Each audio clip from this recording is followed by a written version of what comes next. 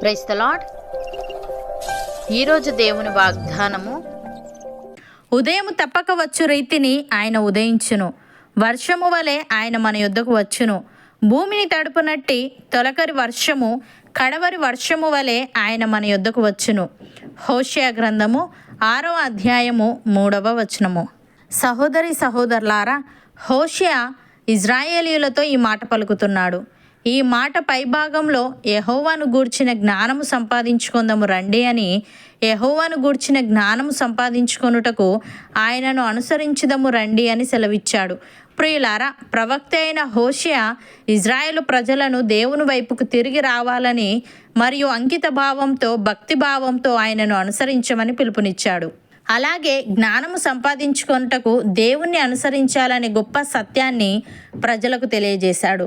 మరియు ఆ విధంగా వారు చేసినట్లయితే దేవుడు ఏం చేస్తాడో కూడా చెప్పాడు. ఉదయము తప్పక వచ్చు రీతిని ఆయన ఉదయించునని అన్నాడు. అనగా దేవుని క్రియలను సూర్యోదయంతో పోల్చాడు.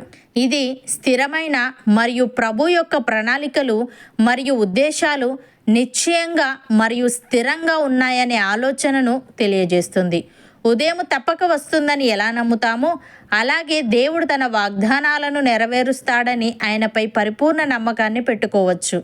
మరియు వర్షము వలె ఆయన మన యొద్దకు వచ్చునని, భూమిని తడుపునట్టి తొలకరి వర్షము, కడవరి వర్షము వలె ఆయన మన యొద్దకు వచ్చునని చెప్పాడు.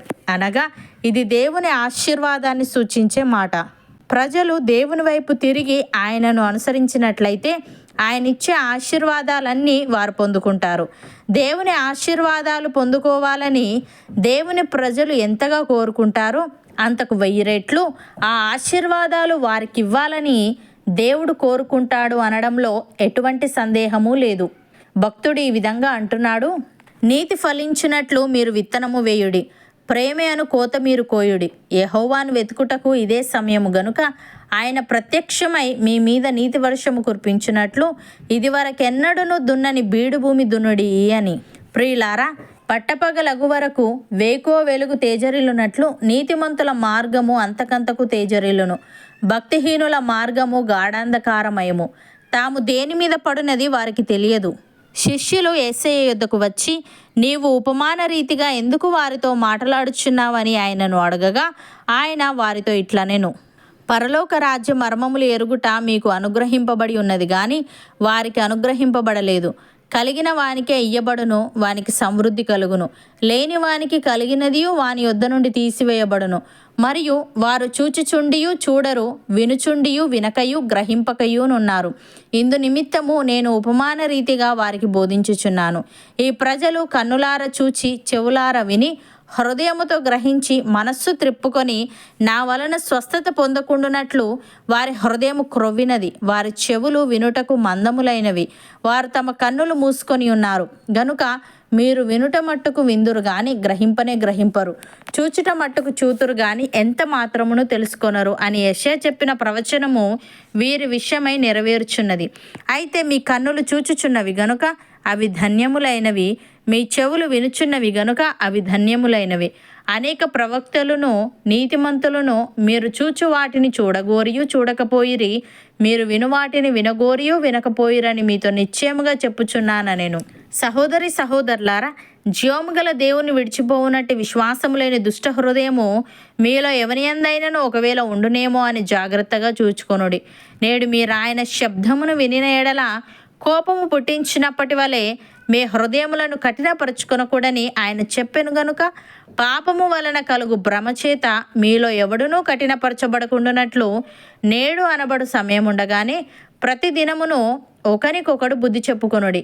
ఏలే అనగా మొదట నుండి మనకున్న దృఢ విశ్వాసము అంతము మట్టుకు గట్టిగా చేపట్టిన ఎడలనే క్రీస్తులో పాలివారమై ఉందుము. అవును అన్నవారు నాతో పాటు ప్రార్థనలో ఏకీభవించండి. పరిశుద్ధుడా, ప్రేమగల తండ్రి, ఉదయము తప్పక వచ్చు రీతిని నీవు ఉదయించుదువని, వర్షము వలె నీవు మా యొద్దకు వచ్చుదువని భూమిని తడుపునట్టి తొలకరి వర్షము కడవరి వర్షము వలె నీవు మా యొద్దకు వచ్చుదు అని తెలియజేశావు. తండ్రి నీకు స్తుతులు. దేవా, మేము నిన్ను గూర్చిన జ్ఞానము సంపాదించుకొనుటకు, నిన్ను అనుసరించే వారంగా ఉండుటకు సహాయము దయచేయమని, పట్టపగలగు వరకు వేకువ వెలుగు తేజరిల్లునట్లు నీతిమంతుల మార్గము అంతకంతకు తేజరిల్లును గనుక మేము నీతిగా జీవిస్తూ పాపము వలన కలుగు భ్రమచేత మాలో ఎవడునూ కఠినపరచబడకుండునట్లు నేడు అనబడు సమయముండగానే ప్రతిదినమును ఒకరికొకరము బుద్ధి చెప్పుకునే వారముగా ఉండుటకు కృపచూపమని, మొదటి నుండి మాకున్న దృఢ విశ్వాసము అంతము మట్టుకు గట్టిగా చేపట్టే ఆత్మీయత మాలో ప్రతి ఒక్కరికి దయచేయమని యేసుక్రీస్తు నామమున ప్రార్థిస్తున్నాము తండ్రి. ఆమెన్.